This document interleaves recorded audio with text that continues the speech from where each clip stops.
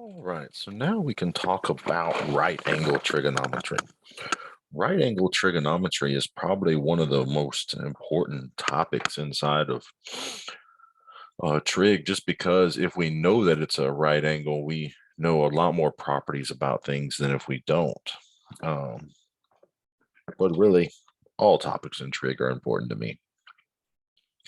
So we can start right here by looking at right angle trigonometry. So the first main thing, which you've already kind of seen a little bit, is the Pythagorean theorem. So a squared plus b squared equals c squared, or if you think about it in other terms, one of the legs squared plus another one of the legs squared is equal to the hypotenuse squared. Where in this case, we have that a and b here, or little a and little b are our sides or our legs, and we have that c is our hypotenuse here. So if we have all three of these cases here, then, and we know it's a right angle, then we know that the Pythagorean theorem of a squared plus b squared equals c squared will be true. Now, even if we don't know if it's a right triangle, we can actually use the Pythagorean theorem here to test if it's a right triangle. If a squared plus b squared equals c squared, we know it's a right triangle then. So here's just a little video that we could watch here.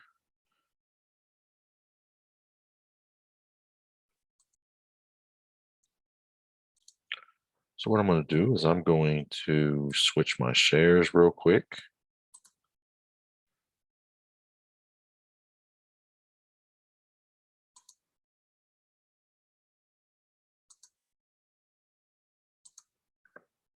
So then we can actually watch what this is. So basically what we're showing here is the a squared and the b squared and how they're filled up. And then if we drain it all into a c squared, that it's equal to the other two. And so this is just a beautiful example of how the water can go from our c squared into the other two and fill them up just like before. So it's kind of a visual of seeing that a squared plus b squared equals c squared in those instances there.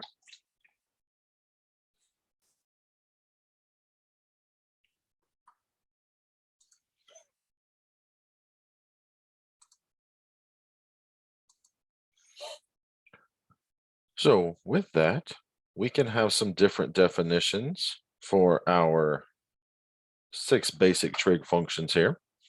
So given that we know that we have length of the side, if we have our theta here,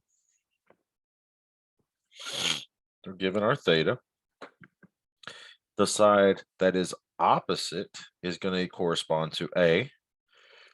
The side that is adjacent is going to correspond to B. And then in all cases, our hypotenuse is C. So if we now look at some new definitions that for a right triangle, so assuming the acute angle theta, sine of theta is equal to the length of the side opposite angle theta divided by the length of the hypotenuse, or in simplistic terms, sine of theta is equal to A over C. For cosine theta, it's the length of the side adjacent to angle theta divided by the length of our hypotenuse. So we can get B over C as our answer here. For tangent of theta, it's the length of the side opposite angle theta divided by the length of the side adjacent to angle theta. So rather than thinking about this in terms of sine and cosine, think about it in terms of our variables we have here. So it's opposite over adjacent, which is just A over B.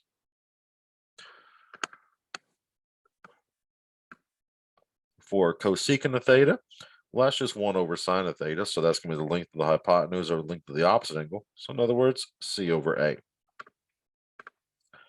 For secant of theta, that is equal to 1 over cosine theta. So that's the length of the hypotenuse divided by the length of the adjacent. So we get C over B. So cotangent of theta is equal to the length of our side adjacent to angle theta divided by the length of side opposite to angle theta. Or in other words, it's 1 over tangent, which is just B over A. So in all of these cases, we can have different ways of seeing and understanding a different formulas, but they all relate back to the exact same thing. So here is what we would consider as our 6 basic trig functions that we need to make sure we learn. You can learn them this way. There's songs out there that go with different things. Feel free to learn them however you want, but just make sure that we know what we do. One way that some people say is Sakatoa. So that corresponds to sine is opposite, cosine is adjacent, tangent is opposite over adjacent. Just by using that right there. Others, like I said, there's songs out there that you can learn that correspond to it. So we're told find the values of the unknown side length and then find the 6 trig functions for angle theta. So in order to do this, the first thing we have to use is our a squared plus b squared equals c squared. So therefore, we're going to have 9 squared plus b squared equals 41 squared. So when we pull up our calculator, we're going to get 81 plus b squared equals 1,681. B squared is equal to 1,600, which means b is equal to 40.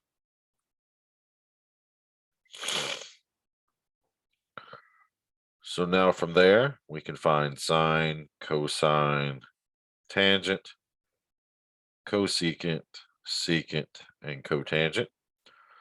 So always identify where your angle's at because that could change what your sine and cosine looks like, and then that changes everything else. So sine of theta is opposite over hypotenuse, so that's going to be 40 over 41. Cosine is adjacent, so that's going to be 9 over 41. Tangent is going to be sine over cosine, which is going to be 40 over 9. For cosecant, it's 1 over sine, so that's 41 over 40. Secant is 41 over 9 because it's opposite. It's opposite of cosine.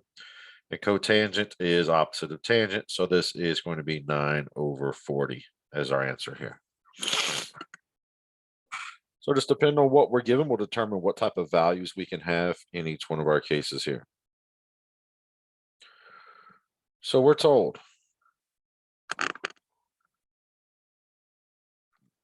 use the given triangles to evaluate the expression below.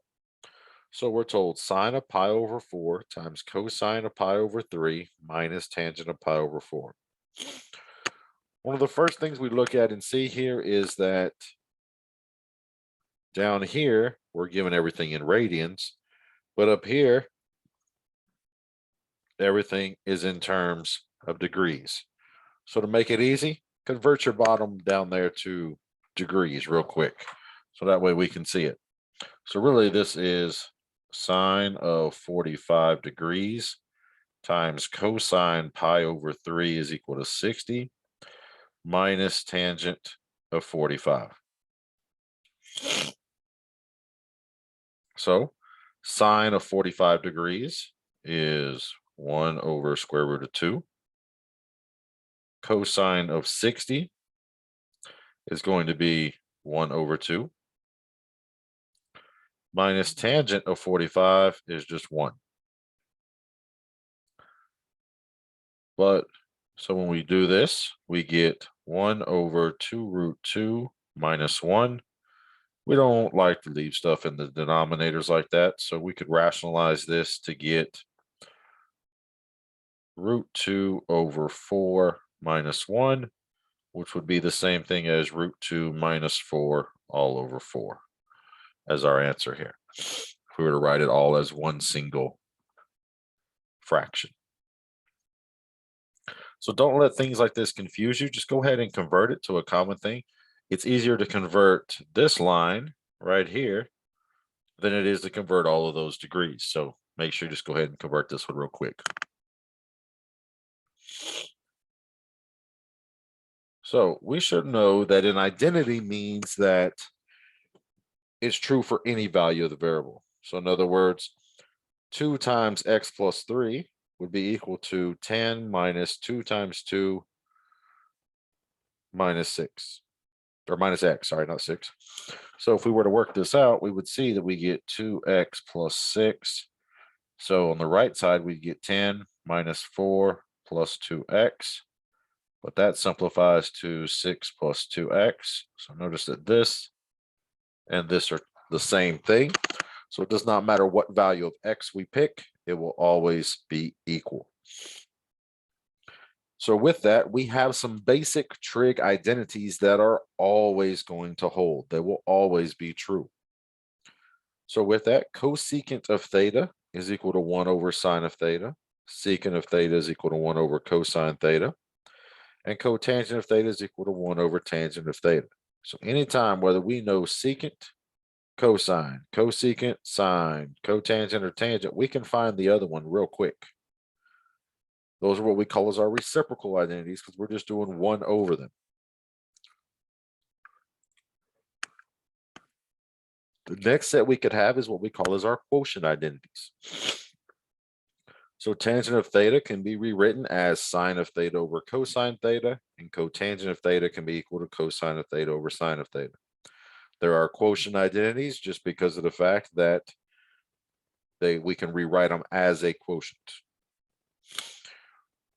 For our Pythagorean identities, sine squared theta plus cosine squared theta equals 1. Tangent squared of theta plus 1 equals secant squared of theta. And cotangent squared theta plus 1 equals cosecant squared theta. So those are 3 more that we need to make sure that we understand. The next one we call is what we call as our cofunction identity. So sine of theta is equal to cosine of 90 minus theta. Tangent of theta is equal to cotangent of 90 minus theta. And secant of theta is equal to cosecant of 90 minus theta.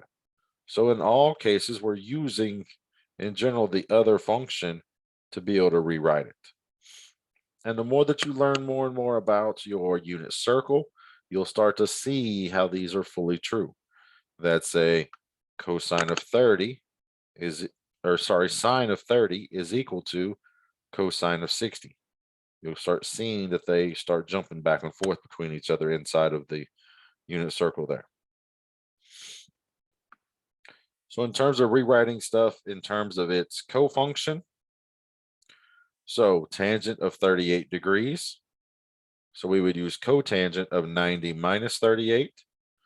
So we could go ahead and simplify this to cotangent of 52 degrees.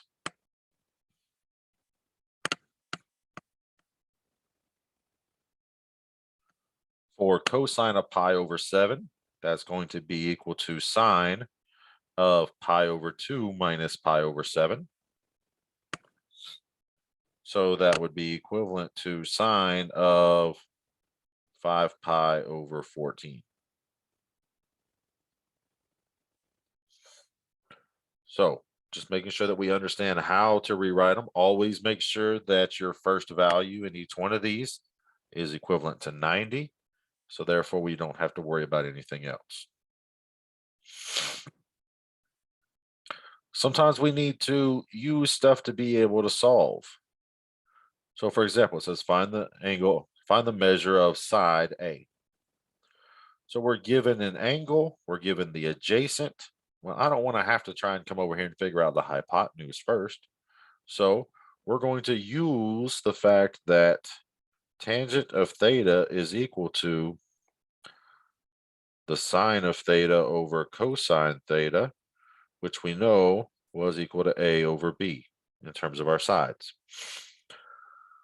So using tangent of theta equals A over B, we would have tangent of 36 is equal to A over 280 in our first line here. To solve for A, we're going to multiply both sides by 280. So A equals 280 times tangent of 36. Go ahead and bring up our calculator. Always keeping in mind what units we should be in. Since our value inside there is greater than 6.28, we want to make sure that we're using degrees. So therefore, 208 times tangent of 36 in degrees will give us approximately 203.4 if we round this to 1 decimal place. Pay attention to your problems. They'll identify how many decimal places they want it rounded to, or if they want an exact answer. So doing the same type of theory again, find the measure of C, round the nearest whole number. So in this case, they tell us exactly which value to round to. So we know that sine of 39 degrees is equal to opposite over hypotenuse. So sine of 39 is equal to 23 over C. So then 23 equals C times sine of 39 by getting rid of the fraction. And then solving for C, we get C equals 23 over sine of 39, which will give us 36.55. And if we round to the nearest, we round to this nearest whole number like they ask, we get 37 for our value for our hypotenuse C. So always several different ways that we could do things. We just have to make sure that we're following all of our rules correctly. So we're told, use a calculator to find the acute angle theta to the nearest tenth. Okay, so in the first case, tangent of theta equals 7.4688. So what we want to do, tangent of theta equals 7.4688. So in order to get rid of tangent, we need to do its inverse. So in other words, to fill in that little bit of a gap here, what we're actually doing here is tan inverse of tangent of theta is equal to tan inverse of 7.4688. Tangent and tangent inverse cancel, leaving with theta equals tan inverse of 7.4688. And we'll dig deeper into that, into how to solve stuff in future lessons that we don't have, that we'll worry about. The button is on our calculator. So we're going to hit second tangent to get to the tan inverse of that. And when we hit equals, we get to the value we have here of approximately 82.4 rounded to 1 decimal place there. We can do the same thing with our sine. So sine of theta equals 0.7367. Take inverse sine of each other using the same theory like we did with the tangent. So then theta equals sine inverse of 0.7367. And when we do that rounded to 1 decimal place, we get 47.5. Like I said, we'll dig deeper into how to solve and how to use those inverse functions, the tan inverse and sine inverse, in later sections. But for now, we're just going to take them at surface value, that whatever they're asking us to do, we can actually do it.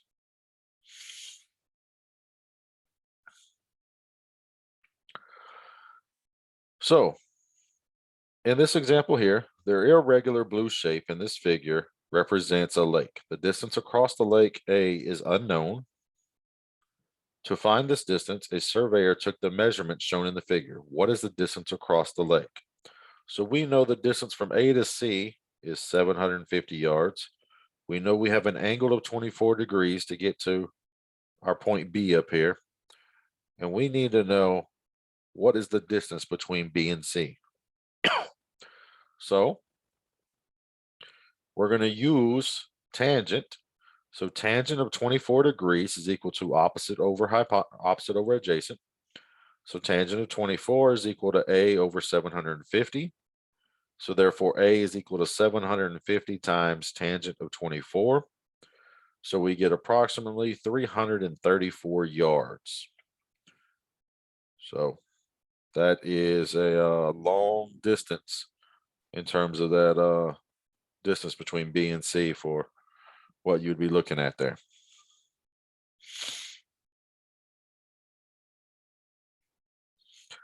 So many applications of right triangle trigonometry involve the angle made with an imaginary horizontal line, as shown below. So an angle formed by a horizontal line and the line of sight to an object that is above, in other words, this distance here would be the angle of elevation. So in other words, we'll call this theta. So theta is my angle of elevation. The angle formed by a horizontal line and the line of sight to an object that's below this horizontal line, we'll call this alpha, is called my angle of depression. So transits and sextants are instruments used to measure such angles. That's fancy stuff there. So really what we're wanting to look at is basically say, okay, if we're looking up, we're going to have an angle of elevation. If we're looking down, it's going to be an angle of depression.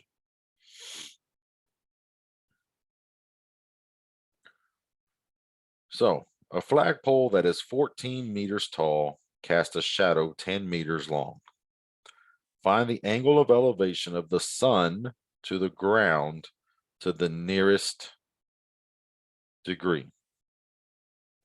We've got to be careful in what it's asking us for here and where we're looking at. So if we draw this diagram out, so we have our flagpole that's 14 meters tall. It casts a shadow that's 10 meters tall. It says find the angle of elevation of the sun to the ground. So elevation means that we're actually sitting right here. So here's our line we can draw here. So we're looking for this theta right here. So tangent of theta is equal to opposite over adjacent. I don't know why I keep trying to say hypotenuse here. So tangent of theta is equal to 14 over 10 because that's our opposite over adjacent. We take our inverse tangent. So theta equals inverse tangent of 14 over 10, which will give us that theta is approximately 54 degrees is our angle of elevation. And that is to the nearest degree. So we would have actually gotten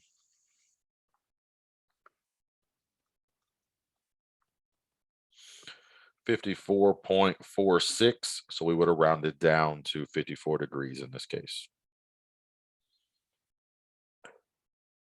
Inside of the PowerPoints, inside of our learning management system, you can see here are some other little videos that describe different things about our right triangle. So I thought this was a little bit of a funny one. Looks like some of those are no longer available. But what I'm going to do is I'm going to show you the one that is available. I thought it was kind of cute. That's posted out here on YouTube.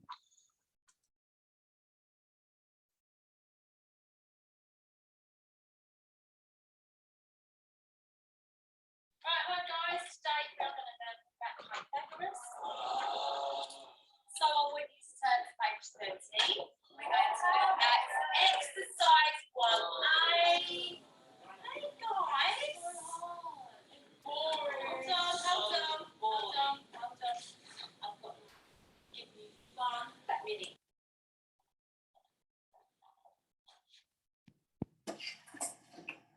Right, Ben? So, I use Pythagoras and use adding no there to stuff. Are you feeling all right, Ness? I sick in it. Hit it.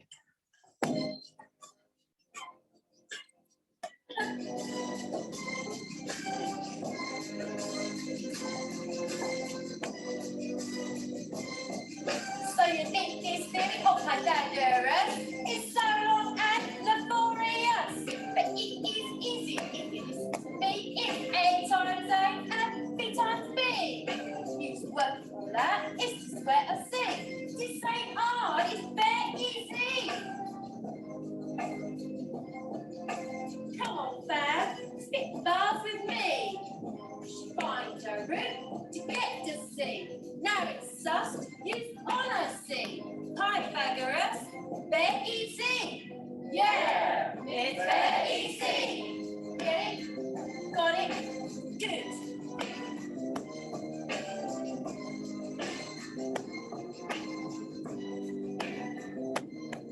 So you think this video of Pythagoras is a long and laborious?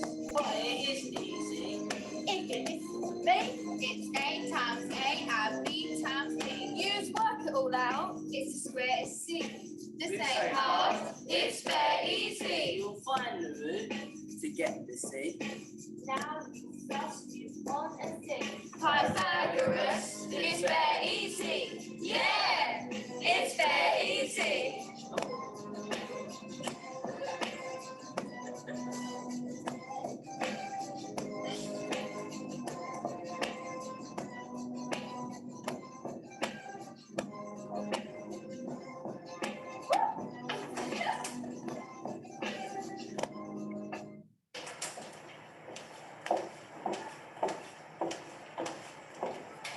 You've got your papers back there, guys. You should have a look, see what marks you've got. Loads and loads of C's. Well done. I'm really proud of you all. I got my first C. Yeah, it's very easy. Yes? I still got a D. Don't you worry about that. Shall we do some more teaching, guys? Very.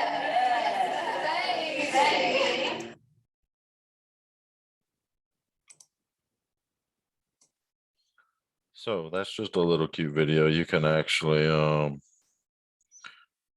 continue on with seeing it out there. I don't know if the video quality was that great or not, but it's just a little cute little video I'd found that showed a teacher doing that. So just something to kind of think about. So hopefully that kind of helps us out with stuff. The first two video links there have been taken down, so it's only the third video link there that will actually work.